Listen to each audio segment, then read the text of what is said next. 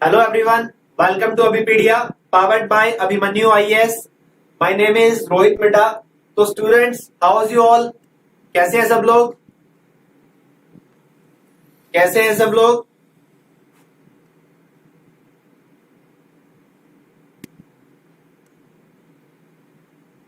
हाय Amit, Vasudev, good afternoon everyone, good afternoon. तो student, previous classes में हमने जो भी किया है उसके ऊपर आपको कोई भी डाउट है? प्रीवियस क्लासेस में हमने जो भी पढ़ा है उसके ऊपर कोई भी डाउट? आई होप सब लोग अच्छे हैं, सब लोग अच्छे से अपनी प्रिपरेशन के ऊपर लगे हुए हैं एंड सब हेल्दी है। Dheeraj Gupta, Krangesh, I am also fine, I am good. तो स्टूडेंट्स, आ जाइए, शेयर कर दो। जो आ चुके हैं पहले बता रहा हूं, शेयर कर दो। अगर क्लास अच्छी लगती है तो बिना बोले शेयर कर दिया करो अपने आप। और जिन्होंने अभी तक सब्सक्राइब नहीं किया है, चैनल को सब्सक्राइब कर दो ताकि आपको सारी नोटिफिकेशन मिलती रहे, हर लेक्चर की अपडेट आपको मिलता रहे। तो प्रीवियस क्लासेस में अगर आपको कोई डाउट है आप पूछ सकते हो। एंड आज के इस सेशन की तरफ हम बढ़ते हैं। जनरल अवेयरनेस, आज हम कुछ मिक्स क्वेश्चन डिस्कस करेंगे। मिक्स क्वेश्चंस लेकर आज हम डिस्कस करने वाले हैं, ठीक है? तो बहुत ही इंपॉर्टेंट क्वेश्चन है। हेलो एवरीवन, हेलो, हाय एंजल यादव, रुद्रा शिवा गुप्ता। चलिए बढ़ते हैं हमारे आज के पहले क्वेश्चन की तरफ। ये रहा हमारा आज का पहला क्वेश्चन। बहुत ही आसान सा क्वेश्चन है। Lieutenant governor of Jammu and Kashmir, lieutenant governor of Jammu and Kashmir, Jammu and Kashmir के लेफ्टिनेंट गवर्नर इनमें से कौन है? तो देखिए, जम्मू एंड कश्मीर की अगर मैं बात करूं तो हमें पता है लास्ट ईयर गवर्नमेंट ने क्या किया, आर्टिकल 370। तो आर्टिकल 370 को यूज करते हुए गवर्नमेंट ने क्या किया, जम्मू एंड कश्मीर स्टेट को दो यूनियन टेरिटरीज में डिवाइड कर दिया, Jammu and Kashmir and Ladakh, Jammu and Kashmir and Ladakh. तो बेसिकली अगर मैं बात करूं यहां पर स्टेट्स की और गवर्नर की, स्टेट्स की और गवर्नर्स की अगर मैं यहां पर बात करूं तो देखिए, एक हमारे पास गवर्नर होता है, एक हमारे पास गवर्नर होता है और एक हमारे पास होता है लेफ्टिनेंट गवर्नर, या फिर वी कैन कॉल एडमिनिस्ट्रेटर।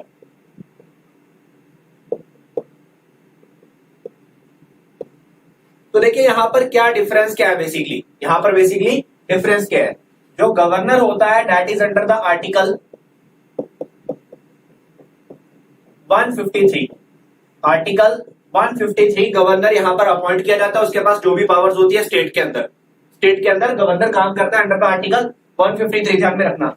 और अगर मैं बात करूं एडमिनिस्ट्रेटर और लेफ्टिनेंट गवर्नर की, अब इंडिया के अंदर जो यूनियन टेरिटरीज है, there are presently 8 union territories in India. तो जो 8 यूटीज हैं, अब इन यूटीज में क्या है, बेसिकली यूटीज में होता है, यूटीज में कोई स्टेट असेंबली नहीं होती है, ठीक है? लेजिस्लेटिव काउंसिल नहीं होता, लेजिस्लेटिव असेंबली नहीं होती है। 2 यूटीज है जिनमें है, that is Delhi and Puducherry, और तीसरा जम्मू एंड कश्मीर में भी होने वाली है, ठीक है? जम्मू एंड कश्मीर का प्रोविजन भी दिल्ली और पुडुचेरी जैसा ही है। तो इनमें क्या होता है, इनमें सारी पावर्स प्रेसिडेंट के अंदर होती है, प्रेसिडेंट के पास होती है, प्रेसिडेंट इनका हेड होता है। तो प्रेसिडेंट क्या करता है, यहां पर एक एडमिनिस्ट्रेटर अपॉइंट कर देता है।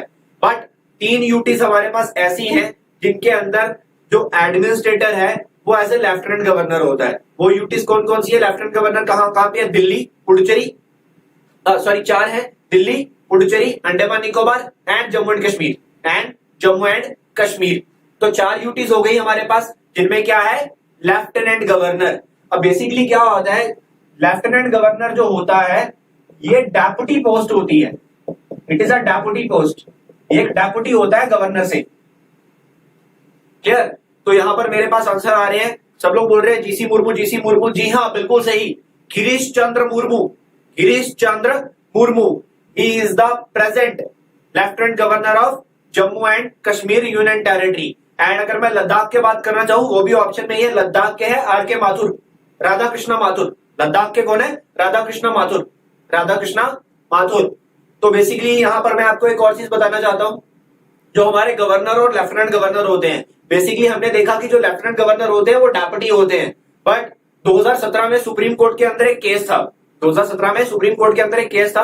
तो सुप्रीम कोर्ट ने क्या बोला, सुप्रीम कोर्ट ने बोला कि दिल्ली के अंदर जो लैंड है, पुलिस है, वो सब सेंट्रल गवर्नमेंट के अंडर है, ठीक है? दिल्ली यूटी के अंदर क्या है, दिल्ली में लेजिस्लेटिव असेंबली तो है, बट दिल्ली में क्या है, लैंड की जो भी लैंड है डिपार्टमेंट, जो भी पुलिस है, वो सारा का सारा सेंट्रल गवर्नमेंट के अंदर आती है। तो दिल्ली के जो गवर्नर है, दिल्ली के जो लेफ्टिनेंट गवर्नर है, वो ज्यादा पावरफुल है as comparative to state governors. वो स्टेट गवर्नर से भी ज्यादा पावरफुल है, तो उनके पास ज्यादा पावर है। ये किसने बोला? ये बोला सुप्रीम कोर्ट ने। तो आई थिंक क्लियर हो गया होगा। किसी को कोई डाउट इसमें? किसी को कोई भी डाउट? हम बढ़ते हैं आगे अपने नेक्स्ट क्वेश्चन की तरफ। चलिए, ये रहा हमारा आज का अगला क्वेश्चन। वर्ल्ड बैंक के प्रेसिडेंट कौन है? Who is the president of world bank? World bank के प्रेसिडेंट कौन है?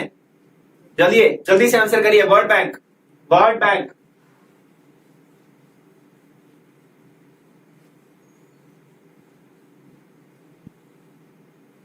बताइए जल्दी से, वर्ल्ड बैंक के प्रेसिडेंट।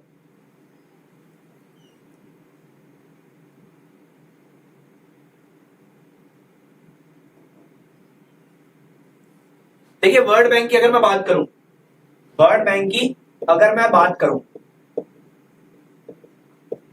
तो अगर हम वर्ल्ड बैंक की बात करें तो सबसे पहले बात, वर्ल्ड बैंक बनाया क्यों गया? क्या जरूरत पड़ी वर्ल्ड बैंक को बनाने की? तो देखिए, वर्ल्ड बैंक बना था on the consequences of world war two. World war two, और जब वर्ल्ड वॉर टू चल रहा था उस टाइम पे क्या हुआ? हर तरफ डिस्ट्रॉयमेंट हो रही थी, कुछ भी डेवलपमेंट नहीं हो पा रही थी, कंट्रीज तबाह हो रही थी, ठीक है। और कुछ कंट्रीज तो ऐसी थी खाना खाने के लिए पैसे भी नहीं बच रहे हैं। तो वॉर का ना इफेक्ट कंट्रीज को बहुत पड़ता है, कंट्रीज की इकोनॉमी को बहुत पड़ता है। तो उसी वक्त क्या हुआ, एक 1944 में एक मीटिंग हुई जिसको बोलते हैं Brayton would conference. Brayton would conference, जिसको हम बोलते हैं ब्रेटन वुड कॉन्फ्रेंस। कहां हुआ था ये? वॉशिंगटन डीसी में। कोई बच्चों कहां हुआ था? ये हुआ था वॉशिंगटन डीसी में हुआ था। क्या? एक कॉन्फ्रेंस, ब्रेटन वुड कॉन्फ्रेंस। तो इस ब्रेटन वुड कॉन्फ्रेंस के अंदर क्या डिसाइड किया गया कि हम इंटरनेशनल ऑर्गेनाइजेशन बनाएंगे, एक ऐसी ऑर्गेनाइजेशन जो कि दुनिया को पैसा प्रोवाइड करेगी, लोन प्रोवाइड करवाएगी, डेवलपमेंट के लिए काम करेगी। तो इस वक्त यहां पर वर्ल्ड बैंक बना, और वर्ल्ड बैंक के साथ एक और ऑर्गेनाइजेशन भी बनी थी इसी के साथ ही, that is International Monetary Fund, अंतरराष्ट्रीय मुद्रा कोष। इन दोनों का जन्म एक ही साथ हुआ था। एग्जाम में एक और क्वेश्चन आता है, बहुत ध्यान से सुनिएगा। एग्जाम में क्वेश्चन आता है कि इनमें से किसको ब्रेटन वुड ट्विंस बोला जाता है? Brayton would twins. एग्जाम में क्वेश्चन आता है कि ब्रेटन वुड ट्विंस किसे कहते हैं? तो वर्ल्ड बैंक और आईएमएफ, वर्ल्ड बैंक और आईएमएफ, इन दोनों को मिलाकर बोलते हैं क्या? Brayton would twins, Brayton would twins. तो क्लियर हो गया होगा आपको। वर्ल्ड बैंक का बना 1944 में। 1944 में बेसिकली वर्ल्ड बैंक की एक सब्सिडरी है, वो वहां से स्टार्टिंग हुई थी, IBRD, that is international bank for reconstruction and development. World bank का हेडक्वार्टर कहां पे है? वॉशिंगटन डीसी में। IMF का भी वॉशिंगटन में ही है। और वर्ल्ड बैंक के जो प्रेसिडेंट हैं, इनका नाम है डेविड मोलपास। डेविड मोलपास। तो बहुत सही आंसर किया सब लोगों ने, रोहित पाल, धीरज गुप्ता, सब लोगों ने सही आंसर किया है, डेविड मोलपास। डेविड मोलपास वर्ल्ड बैंक के प्रेसिडेंट है। एंड इसमें एक ऑप्शन है अंशुला कांत। अंशुला कांत, अंशुला कांत कौन है? Anshula Kant managing director and chief financial officer है। अंशुला कांत इंडियन, एक इंडियन वर्ल्ड बैंक के अंदर मैनेजिंग डायरेक्टर की पोस्ट पे है अंशुला कांत। पहले SBI में थी, स्टेट बैंक ऑफ इंडिया की फॉर्मर MD रह चुकी हैं Anshula Kant. And Donald Trump we all know. किसी को कोई डाउट? Any doubt? किसी को कोई भी डाउट इसमें? कोई डाउट नहीं है? चलिए आगे बढ़ते हैं। Muppavarapu Venkaiah Naidu national award for social service. देखिए, भारत के 13वें उपराष्ट्रपति, भारत के 13वें उपराष्ट्रपति हैं कौन? मुप्पावरपु वेंकैया नायडू, वेंकैया नायडू इनको बोला जाता है वाइस प्रेसिडेंट। तो 13वें उपराष्ट्रपति हमारे हैं वेंकैया नायडू जी। वेंकैया नायडू जी के नाम पे अवार्ड स्टार्ट किया गया। तो पहली बार ये अवार्ड दिए गए हैं, Muppavarapu Venkaiah Naidu award, national award for social service. तो इनमें से किसको मिला ये अवार्ड? इनमें से किसको मिला ये अवार्ड? बताइए जल्दी से। इनमें से किसको मिला ये अवार्ड? 13वें उपराष्ट्रपति हैं वेंकैया नायडू जी। उपराष्ट्रपति जो होता है वो हमारा ऊपर वाला सदन जो होता है, राज्यसभा, राज्यसभा का चेयरमैन भी होता है उपराष्ट्रपति। उपराष्ट्रपति राज्यसभा का चेयरमैन भी होता है। आंसर बच्चों, आंसर। आंसर नहीं कर रहे हो आप लोग।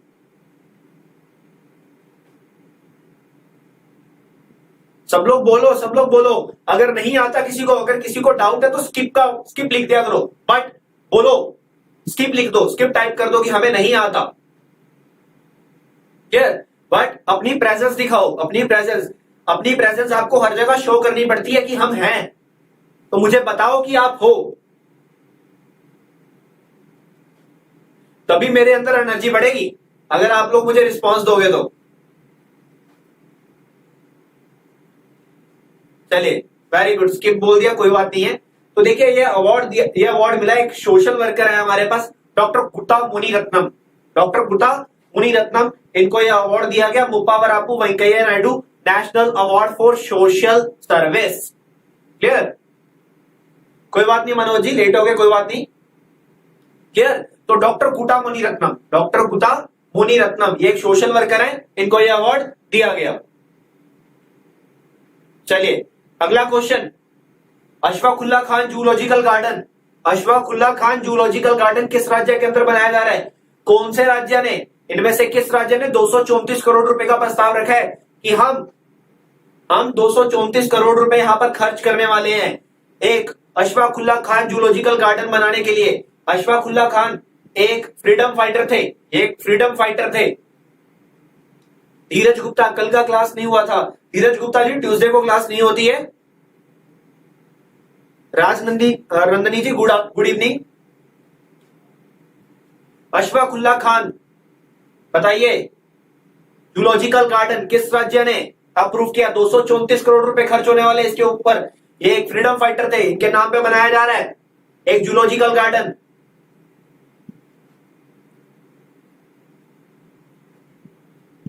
तो आंसर आ रहा है मेरे पास। तो बच्चों, ये कहां बनने वाला है? ये बनने वाला है उत्तर प्रदेश के अंदर। उत्तर प्रदेश के जो मुख्यमंत्री हैं योगी आदित्यनाथ जी, उन्होंने इसको अप्रूवल दे दिया है कि 234 करोड़ रुपए सरकार खर्च करेगी और बनाया जाएगा ये जूलॉजिकल गार्डन यूपी में, उत्तर प्रदेश में। बढ़ते हैं आगे। यूनेस्को का हेडक्वार्टर कहां पे है? यूनेस्को, बहुत ही अच्छा क्वेश्चन और बहुत ही इंपॉर्टेंट। बच्चों, आपने यूएन के बारे में सुना होगा, संयुक्त राष्ट्र संघ के बारे में, यूनाइटेड नेशन ऑर्गेनाइजेशन के बारे में सबने सुना होगा। एक ऐसी संस्था जो दुनिया में पीस को मेंटेन करने के लिए काम करती है। पीस एंड डेवलपमेंट उसका मेन मोटिव है, peace and development, united nation.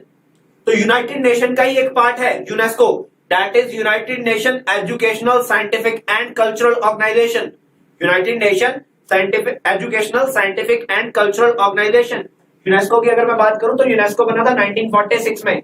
1946 में इसके जो डायरेक्टर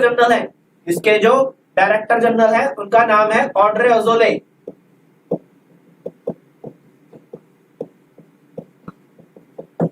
यूनेस्को दुनिया में कल्चरल एक्टिविटीज को लेकर, कल्चरल और एजुकेशनल एक्टिविटीज को लेकर काम करता है। यूनेस्को यूएन का ही पार्ट है। तो इसका हेडक्वार्टर कहां पे है? बहुत ही इंपॉर्टेंट और बहुत ही इजी वन क्वेश्चन है ये। तो यूनेस्को का हेडक्वार्टर कहां पे है बच्चों? यूनेस्को का हेडक्वार्टर है पेरिस में, पेरिस फ्रांस में। पेरिस फ्रांस के अंदर यूनेस्को का हेडक्वार्टर है। यूनेस्को, क्लियर हुआ? यूनेस्को कहां पे है? पेरिस में। सॉरी, यूनेस्को कहां पे? पेरिस में। पेरिस कहां है? फ्रांस में। पेरिस कहां है? फ्रांस के अंदर। और यहां पर इसके जो डायरेक्टर जनरल है इनका नाम है ऑड्रे अजोले। Audrey Azoulay. चलिए, बहुत बढ़िया, आगे बढ़ते हैं। यहां पर एक क्वेश्चन आप लोगों के लिए। आप लोग मुझे यह बताओगे इंडिया में कितनी वर्ल्ड हेरिटेज साइट्स हैं? आप लोग मुझे यह बताओगे कमेंट सेक्शन में, इंडिया में कितनी वर्ल्ड हेरिटेज साइट्स हैं? क्योंकि वर्ल्ड हेरिटेज साइट्स को डिक्लेयर करने का काम यूनेस्को करता है। तो इंडिया में कितनी वर्ल्ड हेरिटेज साइट्स हैं? चलिए, मैं आगे बढ़ता हूं, इस क्वेश्चन का आंसर करिएगा। The winning sixer, leadership lessons to master, इस किताब के लेखक कौन है? The winning sixer, leadership lessons to master, इस किताब को किसने लिखा? मैंने पहले भी बताया था कि बुक्स को लेकर भी क्वेश्चन आते हैं। कौन कौन सी बुक्स हैं जो हमारे लिए इंपॉर्टेंट होती हैं?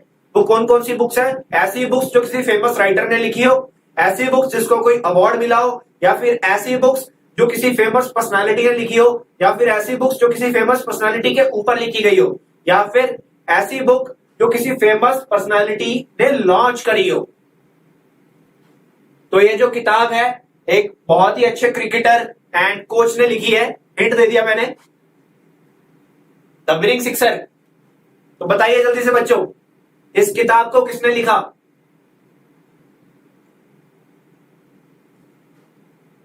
साक्षी, धीरज गुप्ता। तो बच्चों ये जो किताब है ना द विनिंग सिक्सर, इस किताब को लॉन्च किया था अनिल कुंबले जी ने। इस किताब को लॉन्च किया था अनिल कुंबले ने, बट इसको लिखा किसने है? डब्ल्यू.वी. रमन, वूरकरी वेंकट रमन, वूरकरी वेंकट रमन, डब्ल्यू.वी. रमन जी ने ये किताब लिखी है। डब्ल्यू.वी. रमन जो कि इंडियन वुमेन क्रिकेट टीम के कोच हैं, is the coach of Indian women cricket team. Clear? W V. Raman, इन्होंने ये किताब लिखी है। साक्षी जी आपने पहले सही आंसर किया था, अब गलत बता रहे हो। पहले आपने सही बोला डब्ल्यू.वी. रमन, अब रोहित शर्मा बता रहे हो। नहीं, तो W V. Raman that is Woorkeri Venkat Raman, the coach of Indian women cricket team, इन्होंने ये किताब लिखी है। तो बढ़ते हैं आगे। Director general of CRPF, central reserve police force, central reserve police force. देखिए इंडिया के अंदर बहुत सारी सीएपीएफ है, सेंट्रल आर्म्ड पुलिस फोर्सेज हैं। इंडिया के अंदर बहुत सारी सेंट्रल आर्म्ड पुलिस फोर्सेज हैं, जैसे एसएसबी है, सीमा सौराष्ट्र बल, बीएसएफ है, बॉर्डर सिक्योरिटी फोर्स, आईटीबीपी है, इंडो तिब्बतन बॉर्डर पुलिस। उसी तरह से हमारे पास एक फोर्स है CRPF, central reserve police force, India की सबसे बड़ी फोर्स, इंडिया की सबसे बड़ी सेंट्रल आर्म्ड पुलिस फोर्स है सीआरपीएफ। तो सीआरपीएफ के नए डायरेक्टर जनरल, सीआरपीएफ के नए डायरेक्टर जनरल बताइए जल्दी से, सीआरपीएफ के नए डायरेक्टर जनरल कौन है?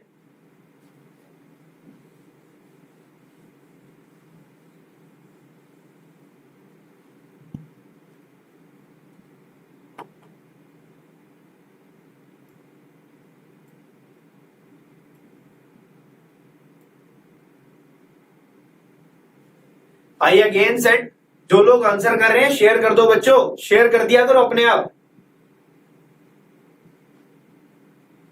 माही पटेल, माही जी नीचे डिस्क्रिप्शन में ना कोर्स पेज का, अभिपीडिया का कोर्स पेज का लिंक दिया हुआ है, आपको वहां पे जाना है। वहां पे सारे लेक्चर फ्रेम्ड है, ठीक है, वहां पर प्लेलिस्ट में दिए हुए हैं माही पाटिल जी, सारे लेक्चर वहां फ्रेम्ड है, सारे के सारे लेक्चर। क्लियर? तो सीआरपीएफ के डायरेक्टर जनरल, तो सीआरपीएफ के डायरेक्टर जनरल बने AP Maheshwari, AP Maheshwari. Clear? गलत आंसर किया सबने, AP Maheshwari, AP Maheshwari CRPF के डायरेक्टर जनरल। चलिए आगे बढ़ते हैं। Buxa bird festival, Buxa bird festival, इस क्वेश्चन का आंसर करिए। बुक्सा बर्ड फेस्टिवल किस राज्य में है? किस राज्य में ऑर्गेनाइज किया गया? Buxa bird festival, Buxa bird festival किस राज्य के अंदर ऑर्गेनाइज किया गया? पश्चिम बंगाल, मध्य प्रदेश, केरला, सिक्किम। रोहित पाल, रोहित जी जरूर होगी, उनकी क्लासेस भी होंगी। क्लियर? नेक्स्ट क्लास आपकी इनमें से किसी की रहने वाली है, डोंट वरी। आप टेस्ट अटेम्प्ट करिए, नीचे डिस्क्रिप्शन में लिंक दिया हुआ है, फ्री टेस्ट सीरीज है बच्चों, फ्री टेस्ट सीरीज, कुछ भी पे नहीं करना है। क्लियर? पोर्टल पे जाओ, सब्सक्राइब करो, लॉगिन आईडी क्रिएट करो और फ्री में टेस्ट अटेम्प्ट कर लो, कुछ भी नहीं देना है।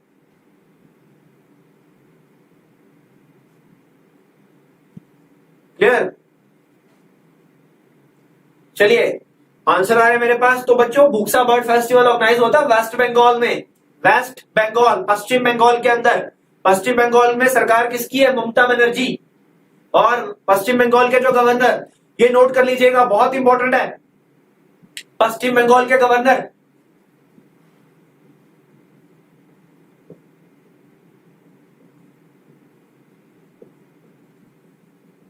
इनका नाम है जगदीप धनखड़। इनका नाम क्या है? जगदीप धनखड़। चलिए आगे बढ़ते हैं। अगला क्वेश्चन वेरी इंपॉर्टेंट, बहुत ही महत्वपूर्ण क्वेश्चन है ये। सरस्वती सम्मान, सरस्वती सम्मान। देखिए सरस्वती सम्मान की अगर मैं बात करूं, इंडिया का one of the highest literature award Saraswati Samman. Clear? India का one of the highest literary award, Saraswati Samman. तो 29वां सरस्वती सम्मान पूछा गया। 29वां मतलब 2019 के लिए जो मिला था बच्चों। अनाउंस 2020 में हुआ, अनाउंस 2020 में हुआ, किसको मिलेगा, बट मिलता है एक साल पीछे वाले के ईयर के लिए। तो ये 2019 का मिला है 29वां, क्योंकि सरस्वती सम्मान स्टार्ट हुआ था 1991 में। 1991 में सरस्वती सम्मान शुरू हुआ था, सरस्वती सम्मान। तो बहुत ही यहां पर इंपॉर्टेंट चीजें हैं, ध्यान से सुनना, ध्यान से सुनना। सरस्वती सम्मान को कौन देता है? सरस्वती सम्मान को देता है के बिरला फाउंडेशन, के बिरला फाउंडेशन, के बिरला फाउंडेशन देता है सरस्वती सम्मान, के बिरला फाउंडेशन। 1991 में शुरू हुआ था। पहली बार मिला था किसको? पहली बार मिला था हरिवंश राय बच्चन जी को। पहली बार यह अवार्ड मिला था किसको? हरिवंश राय बच्चन जी को, हरिवंश राय बच्चन जी को। क्लियर? और यहां पर मैं आगे बात करूं सरस्वती सम्मान की, कैसे राइटर को यह अवार्ड मिलता है, ये कैसे राइटर को यह अवार्ड मिलता है? ये अवार्ड हर साल किसी एक राइटर को मिलता है, उसकी किसी फेमस पॉइंट के लिए, उसकी किसी फेमस बुक के लिए। बट हर साल डिफरेंट डिफरेंट लैंग्वेज में लिखने वाले राइटर को यह अवार्ड मिलता है। क्यों? भारतीय संविधान का 8वां शेड्यूल, भारतीय संविधान का 8वां शेड्यूल क्या कहता है? There are 22 official languages in India. Clear? 22 भाषाएं इंडिया में बोली जाती है, 22 भाषाएं ऑफिशियल लैंग्वेजेस। तो इन्हीं 22 में से किसी एक लैंग्वेज में लिखने वाले किसी एक लेखक को हर साल यह अवार्ड मिलता है। क्लियर? ये ध्यान में रखिएगा, इन्हीं 22 में से किसी एक भाषा में लिखने वाले किसी एक लेखक को यह अवार्ड हर साल मिलता है। तो 2019 के लिए सरस्वती सम्मान किसको मिला? तो इनका नाम है वासुदेव मोही। ये सिंधी भाषा में लिखते हैं, सिंधी पॉइंट है ये। बच्चों ये पता होना चाहिए, क्वेश्चन ऐसे भी पूछा जा सकता है कि वासुदेव मोही को 2019 के लिए सरस्वती सम्मान मिला, ये किस भाषा में लिखते हैं? क्लियर? तो सिंधी, सिंधी आपको पता होना चाहिए। और नेक्स्ट पॉइंट जो आपको इसमें पता होना चाहिए, किस किताब के लिए मिला, इनकी किस पॉइंट के लिए इनको एक अवार्ड मिला है वासुदेव मोही जी को। वासुदेव मोही जी को इनकी किस कविता के लिए यह अवार्ड दिया गया? तो इनकी किताब का नाम है, एक शॉर्ट बुक है, चेक बुक। वासुदेव मोही जी की लिखी हुई किताब है चेक बुक। तो चेक बुक के लिए वासुदेव मोही जी को अवार्ड मिला है। चेक बुक के लिए सिंधी भाषा में लिखते हैं, सिंधी भाषा में। वर्षा यादव, वेरी गुड। चलिए, क्लियर हुआ सबको? किसी को कोई डाउट सरस्वती सम्मान में? किसी को कोई डाउट? हाँ, कुछ लोगों ने यहां पर नसीरा शर्मा बोला, कुछ लोगों ने यहां पर नसीरा शर्मा बोला, तो उसके लिए मैं यहां पर एक क्लैरिफिकेशन दे रहा हूं। नसीरा शर्मा को मिला था क्या? व्यास सम्मान, व्यास सम्मान। जैसे सरस्वती सम्मान है वैसी एक और अवार्ड है व्यास सम्मान। बट व्यास सम्मान सिर्फ हिंदी भाषा में लिखने वाले लेखक को मिलता है। व्यास सम्मान सिर्फ हिंदी भाषा में लिखने वाले लेखक को ही मिलता है, व्यास सम्मान। और व्यास सम्मान मिला था किसको? व्यास सम्मान 2019 में मिला था नसीरा शर्मा जी को, नसीरा शर्मा को। क्लियर? व्यास सम्मान को भी के बिरला फाउंडेशन ही देता है, के बिरला फाउंडेशन। तो क्लियर हुआ बच्चों? एक बार बता दो चैट बॉक्स में, कोई डाउट? क्लियर हो गया? बता दो एक बार जल्दी से, क्लियर हो गया?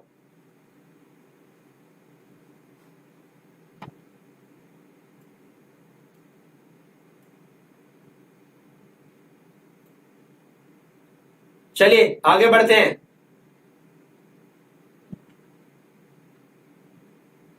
International youth day, international youth day कब होता है बताइए बच्चों? International youth day, international youth day बताइए, इंटरनेशनल यूथ डे कब होता है?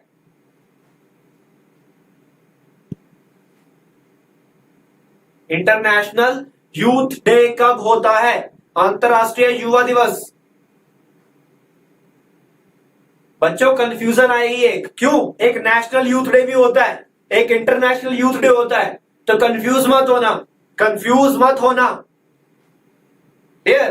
कंफ्यूज नहीं होना है। एक इंटरनेशनल यूथ डे होता है, एक नेशनल यूथ डे होता है। तो यहां पर वही कंफ्यूजन सबके माइंड में हो रही है, सबके माइंड में वही कंफ्यूजन हो रही है। क्लियर? क्या सब लोग क्या आंसर कर रहे हैं? अपने अकॉर्डिंगली बता रहे हैं क्या? 12 जनवरी, ऑप्शन ए चूज कर रहे हैं। बच्चों 12 जनवरी को क्या होता है? 12 जनवरी को नेशनल यूथ डे होता है, national youth day. Swami Vivekananda ji का बर्थडे होता है तो वो नेशनल यूथ डे होता है। बट इंटरनेशनल यूथ डे कब होता है? 12 अगस्त को। 12 ही है बट वो 12 क्या है? वो 12 जनवरी है या 12 अगस्त है? तो 12 अगस्त इंटरनेशनल यूथ डे, 12 जनवरी नेशनल यूथ डे। और इंटरनेशनल यूथ डे तो अभी आने वाला है बट नेशनल यूथ डे निकल चुका है। तो नेशनल यूथ डे 2020 का थीम क्या था? नेशनल यूथ डे 2020 का थीम था channelising youth power for nation building. Channelising youth power for nation building, इसको ध्यान में रखिएगा, थीम बहुत इंपॉर्टेंट है।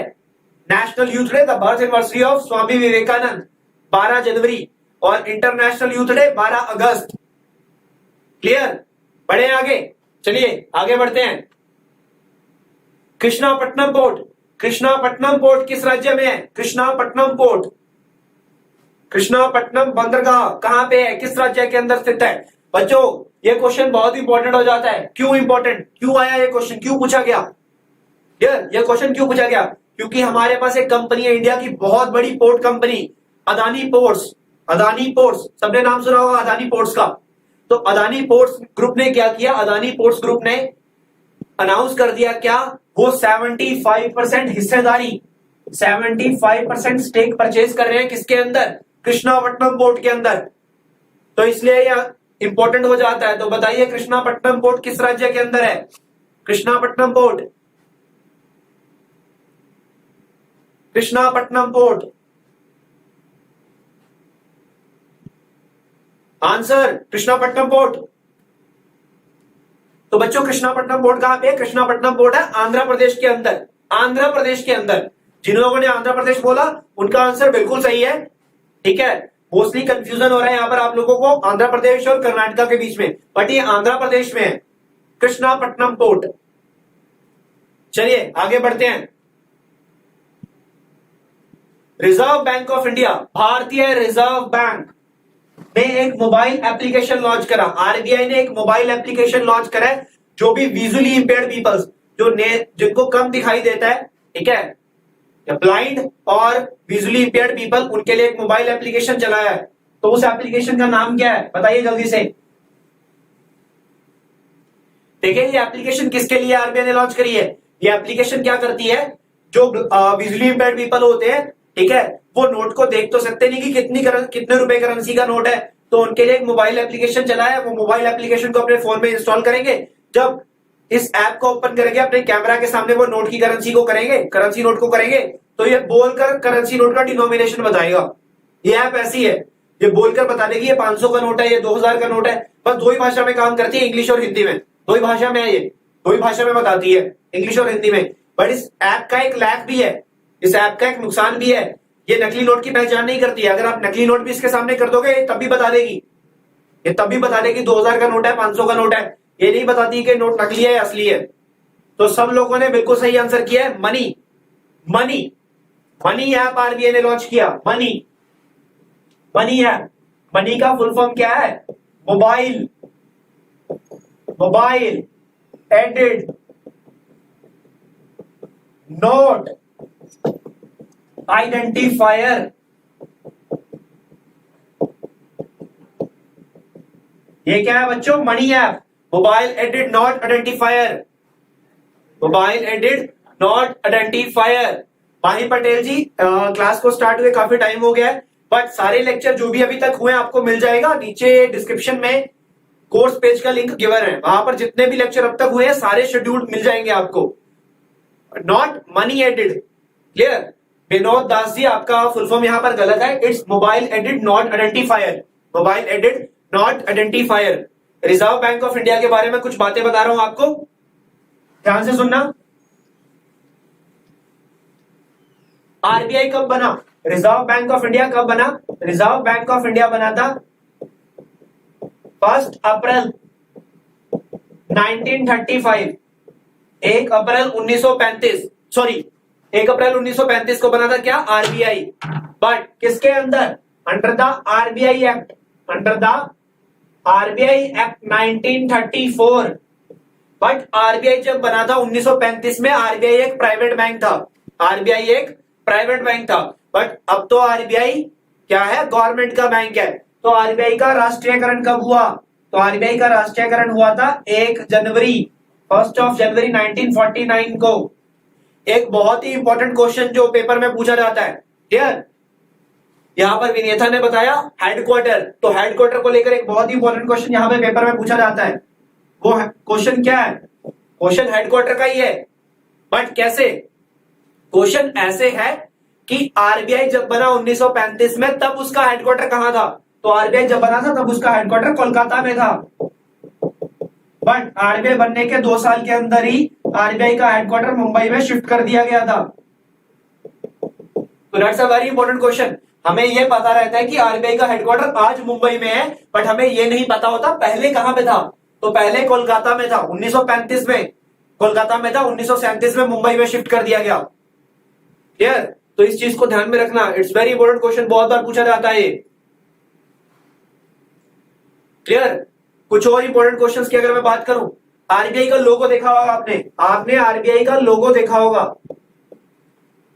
देखा है सबने आरबीआई का लोगो? यस बताओ, यस नो बताओ। आरबीआई का लोगो देखा सबने? आरबीआई का लोगो देखा सबने? यस और नो?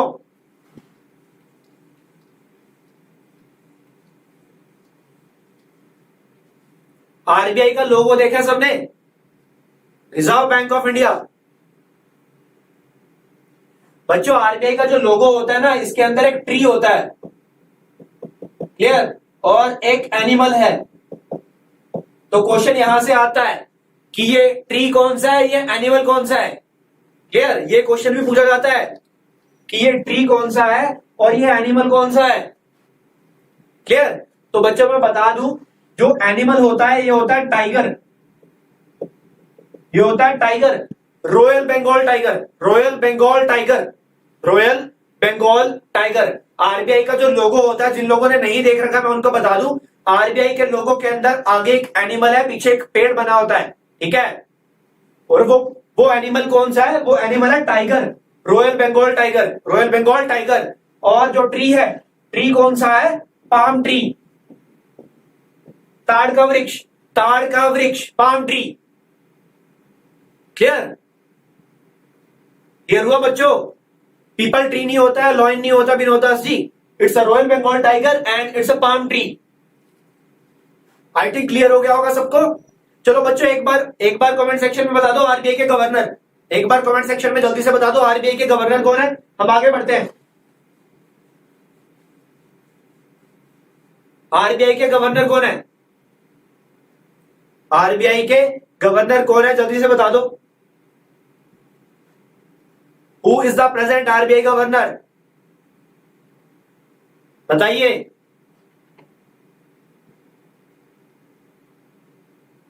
आरबीआई के प्रेजेंट गवर्नर शक्तिकांत दास, शक्तिकांत दास, यह है आरबीआई के present governor. Clear? Shaktikanta Das. Very good, very good, सबको पता है, सबको पता होना चाहिए। नोट के ऊपर सिग्नेचर होते हैं इनके, नोट के ऊपर सिग्नेचर होते हैं इनके। नोट को लेकर भी क्वेश्चन लेके आऊंगा मैं, ध्यान में रखना, नोट पढ़ के आना। चलिए आगे बढ़ते हैं। वर्ल्ड कैंसर डे कब होता है? वर्ल्ड कैंसर डे कब होता है? वर्ल्ड कैंसर डे कब होता है? बताइए जल्दी से। कैंसर एक बहुत ही खतरनाक बीमारी, कब होता है cancer day? Cancer day, cancer, हम सब जानते हैं कैंसर एक बहुत ही गंभीर बीमारी है, ठीक है। तो इसको लेकर एक डे ऑर्गेनाइज किया जाता है हर साल। World health organisation and world cancer organisation इसको लेकर काम करती हैं। तो कब होता है? तो बच्चों वर्ल्ड कैंसर डे कब होता है? वर्ल्ड कैंसर डे होता है 4 फरवरी को, 4th of February, 4th of February को हर साल ऑर्गेनाइज किया जाता है क्या? World cancer day. और इस बार इसका थीम क्या रहा? इस बार इसका थीम रहा I am and I will, I am and I will, I am and I will. Clear हुआ? चलिए अगला question, para Olympic committee, para Olympic committee, तो पैरा ओलंपिक कमेटी के प्रेसिडेंट कौन है? बताइए। Who is the president of para Olympic committee of India? देखिए एक ओलंपिक होता है, पैरा ओलंपिक, जो भी विजुअली जो भी चैलेंज पीपल्स होते हैं, फिजिकली चैलेंज पीपल्स होते हैं, उनके लिए होता है पैरा ओलंपिक। तो पैरा ओलंपिक, पैरा गेम्स, तो para Olympic committee of India के प्रेसिडेंट कौन है? ये बताइए जल्दी से। ओलंपिक मेडलिस्ट है ये, जो भी यहां पर प्रेसिडेंट है ना, वो खुद ओलंपिक मेडलिस्ट है, उनको खुद ओलंपिक मेडल मिला हुआ है।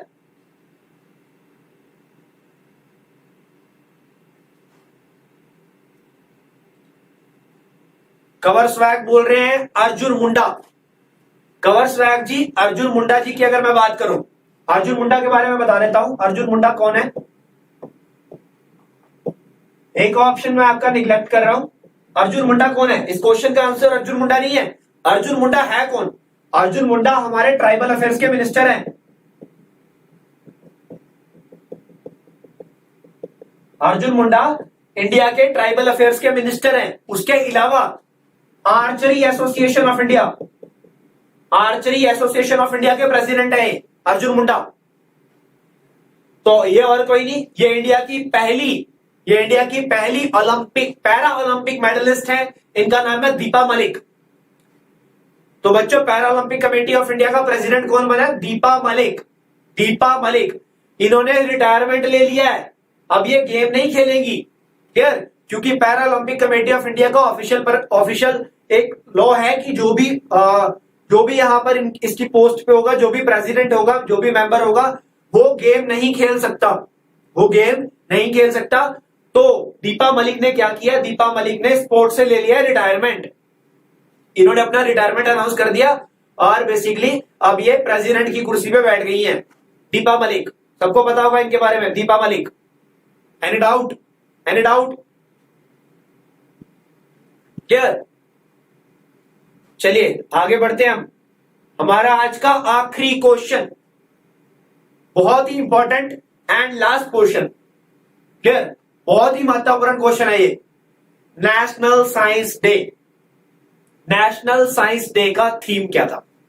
इस बार जो नेशनल साइंस डे गया 2020 का, इस बार उसका थीम क्या था? बताइए जल्दी से। Science for people and people for science, विज्ञान के लिए लोग और लोगों के लिए विज्ञान। वुमेन इन साइंस, महिलाएं विज्ञान में महिलाएं। And next is science and tech for the specially abled peoples and science and tech for the sustainable development. बताइए जल्दी से, बताइए जल्दी से। नेशनल साइंस डे बच्चों होता है 28 फरवरी को।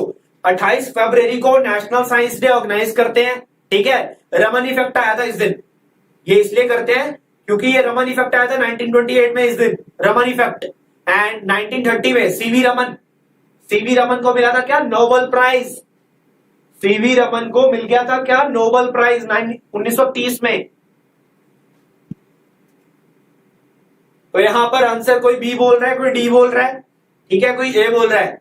तो बच्चों, women in science, women in science, विज्ञान में महिलाएं, विज्ञान के अंदर महिलाएं, यह थीम था किसका? नेशनल साइंस डे 2020 का। नेशनल साइंस डे कब होता है? 28 फरवरी को होता है। इस दिन रमन इफेक्ट आया था, तो रमन इफेक्ट के चलते हुए ये दिन हम साइंस डे की तौर पे ऑर्गेनाइज करते हैं। 1930 में सीवी रमन को क्या मिला था? जिन्होंने रमन इफेक्ट चलाया था उनको क्या मिला था?